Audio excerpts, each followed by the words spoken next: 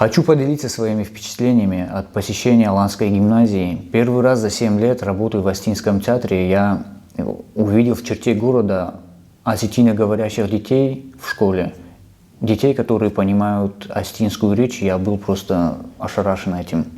Я настолько привык, что в черте города дети в детских садах и в школах не владеют родным языком, настолько вот эта привычка приелась и осела в голове, что даже человеку уже не обидно становится. Но вот тут я был просто в шоке от того, что дети настолько хорошо владеют родным языком, настолько хорошо они настолько в теме. Одним словом, мы получили весь состав спектакля, детского спектакля, с которым мы приехали, были просто шокированы и поражены, и потом долго друг другу еще рассказывали и говорили на эту тему, что это был самый лучший выезд в школу.